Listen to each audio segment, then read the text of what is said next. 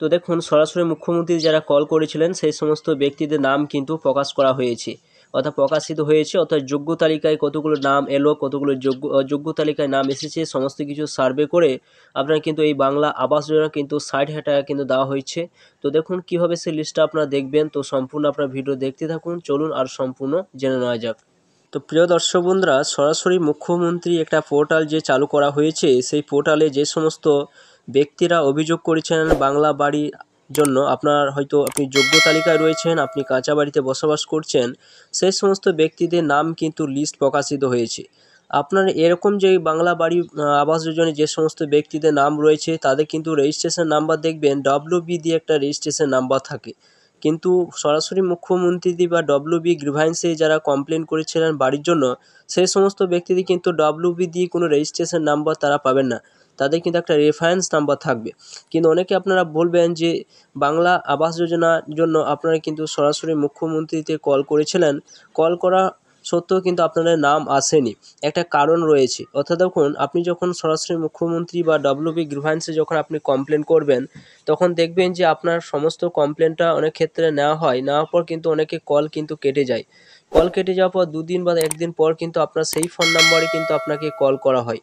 আপনার কাছ থেকে সমস্ত তথ্য নেওয়া হয়, আপনি কোন ডিস্ট্রিক্ট থেকে বলছেন, কোন গ্রাম থেকে বলছেন, কোন ব্লক থেকে বলছেন, সমস্ত তথ্য কিন্তু আপনার কাছ থেকে নেয়। এরপর কিন্তু আপনার যে তথ্যটা নেওয়ার পর আপনার কিন্তু সেই নামটা কিন্তু ডিস্ট্রিক্ট থেকে ব্লক লেভেল এবং ব্লক থেকে পঞ্চায়েত লেভেলে সেটা কিন্তু পাঠিয়ে দেওয়া হয়। এরপর পঞ্চায়েতে তো আপনি জানেন না যে আপনার নামটা এসেছে কিনা, আপনি হয়তো স্ট্যাটাসও চেক করে দেখেননি যে আপনার যে ফোন করলেন সেটা আপনার কার্যকর হলো কিনা। কিন্তু যখন পঞ্চায়েত লেভেল আসে তখন সরাসরি সেই পঞ্চায়েতে যে সমস্ত স্টাফগুলো থাকে তারাই কিন্তু সেখানে লিস্ট কিন্তু তাদের বাতিল করে দেয়। অর্থাৎ আপনাদের জানেন প্রত্যেকটা গ্রামে কিন্তু একটা করে মেম্বার রয়েছেন এবং তাদের সিদ্ধান্ত তারা কিন্তু হয়তো জানে, কিন্তু তারা কিন্তু আপনাদের হয়তো নাম বলে না যে আপনি সরাসরি মুখ্যমন্ত্রী কল করেছিলেন, আপনার নামটা রয়েছে, কিন্তু পঞ্চায়েত আসার পর সে নামটা কিন্তু কেটে দেওয়া হয়। এরপর সরাসরি মুখ্যমন্ত্রীতে কল করার পর আপনি হয়তো জানেন না যে আপনার নামটা এসেছে কিনা। তাই জন্য কিন্তু আপনাদের বলে রাখি, সরাসরি যখন মুখ্যমন্ত্রী কল করবেন, কল করার পর কিন্তু আপনার স্ট্যাটাসটা অবশ্যই আপনার চেক করবেন। এরপর দেখুন যারা সরাসরি মুখ্যমন্ত্রীতে কল করেছিল সেই সমস্ত ব্যক্তিদের লিস্ট কিন্তু বের হয়েছে এবং সেইখানে আপনারা দেখতে পাবেন যে সেখানে কিন্তু WB দিয়ে কোনো রেজিস্ট্রেশন নাম্বার থাকবে না, একটা রেফারেন্স নাম্বার কিন্তু দেওয়া হয়েছে। এবং এই সরাসরি মুখ্যমন্ত্রী যে সমস্ত ব্যক্তিরা কল করেছিলেন তাদের নিয়ে মুখ্যমন্ত্রী কী বললেন আপনারা সম্পূর্ণ দেখতে থাকুন, এবং যে লিস্টটা বের হয়েছে সেটি আপনাদের এখানে তুলে ধরবো, অবশ্যই ভিডিও সম্পূর্ণ দেখতে থাকুন।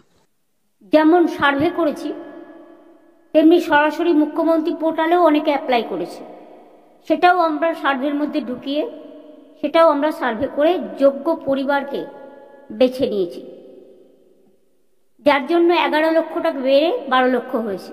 তো দেখুন এখানে যেটা রয়েছে যে গ্রামীণ আবাস যোজনায় নিরীক্ষণ 2024 তালিকা অস্থায়ী অপশান কিন্তু এখানে রয়েছে। অর্থাৎ এখানে যে এলিজিবিলিটি আন্ডার ডাটা সোর্স আবাস প্লাস স্যাংশন রয়েছে, ইন এলিজিবল আন্ডার রয়েছে, এছাড়াও এখন রয়েছে eligible under data source grievance option কিন্তু রয়েছে। অর্থাৎ এখানে দেখুন এলিজিবিলিটি অর্থাৎ যোগ্য এবং অযোগ্য দুটো লিস্ট কিন্তু এখানে রয়েছে। তার মধ্যে দেখুন এখানে যে সোর্স কি রয়েছে না গ্রিভান্স অর্থাৎ এখানে যে সমস্ত ব্যক্তিরা সরাসরি মুখ্যমন্ত্রীদের কল করেছিলেন বা তারা অনলাইনে অর্থাৎ অ্যাপ্লিকেশন করেছিলেন পাকা বাড়ি পাওয়ার জন্য, সেই সমস্ত ব্যক্তিদের কিন্তু এই যোগ্য তালিকার লিস্ট কিন্তু তাদের রয়েছে, অযোগ্য তালিকার লিস্টও তাদের কিন্তু রয়েছে। এবারে দেখুন এইখানে যখন যোগ্য তালিকার লিস্টটা যখন আমি এখানে ডাউনলোড করব তখন দেখুন এখানে কি দেখাচ্ছে। তো দেখবেন যেগুলো সরাসরি মুখ্যমন্ত্রী বা গ্রিভান্সে পোর্টালে যেগুলো নাম রয়েছে সেই নামগুলো কিন্তু WB দিয়ে কোনো রেজিস্ট্রেশন নাম্বার থাকবে, রেফারেন্স আইডি যেটা রয়েছে উপরে সেটা কিন্তু এখানে যেটা দেখতে পাচ্ছেন এইভাবে কিন্তু থাকবে আপনাদের। আর আপনাদের যে সমস্ত বাড়িগুলো দেখবেন যে 2022 থেকে 23 সালে যেগুলো সার্ভে হয়েছিল সেগুলো কিন্তু WB দিয়ে থাকবে। আর এই লিস্টের নাম এগুলো কিন্তু রেজিস্ট্রেশন দিয়ে আপনার কিন্তু আপনি প্রধানমন্ত্রী আবাস যোজনার সাইডে গিয়ে আপনি কিন্তু সেই পোর্টালে চেক করতে পারবেন না, কিন্তু যেগুলো 2022-23 যে নামগুলো ছিল সেই নামের যে রেজিস্ট্রেশন নাম্বার রয়েছে সেই রেজিস্ট্রেশন নাম্বারগুলো দিয়ে আপনি চেক করতে পারবেন। অর্থাৎ এটা হচ্ছে সরাসরি মুখ্যমন্ত্রী যে সমস্ত ব্যক্তিরা ফোন করেছিলেন বা অভিযোগ করেছিলেন সেই সমস্ত ব্যক্তির লিস্ট, অর্থাৎ যোগ্য তালিকার লিস্ট এরকম কিন্তু আপনার ব্লকে কিন্তু আপনারা দেখতে পাবেন। অর্থাৎ কিন্তু সেটা পোর্টালে নাও পেতে পারেন, আপনারা সরাসরি পঞ্চায়েতে গিয়ে আপনারা খোঁজ করতে পারেন যদি আপনারা সরাসরি মুখ্যমন্ত্রীদের কল করেছেন বাড়ি পাওয়ার জন্য। এছাড়া আপনি স্ট্যাটাসও চেক করতে পারবেন যে আপনার স্ট্যাটাসটা কী পর্যায়ে রয়েছে।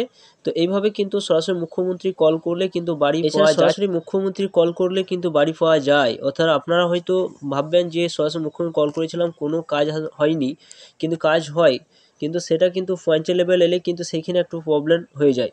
তাই আপনারা দেখবেন যে আপনাদের পোর্টালে সে নামটা রয়েছে কিনা, যদি না থাকে অবশ্যই আপনারা পঞ্চায়েতে খোঁজ নিতে পারেন। এছাড়া আপনারা সরাসরি মুখ্যমন্ত্রীর একটা যে স্ট্যাটাস চেক করার যে অপশান রয়েছে সে ট্র্যাক করে আপনারা কিন্তু আপনার ফোন নাম্বার দিয়ে ট্র্যাক করে দেখতে পারেন যে আপনারা কী পর্যায়ে রয়েছে। তো বন্ধুরা, এটাই ছিল ভিডিও। অবশ্যই ভিডিও সম্পূর্ণ দেখলেন। চ্যানেল জন্য চ্যানেলটা সাবস্ক্রাইব করে রাখুন, পাশে থাকা বেল আইকনটি অবশ্যই আপনারা প্রেস করে রাখবেন।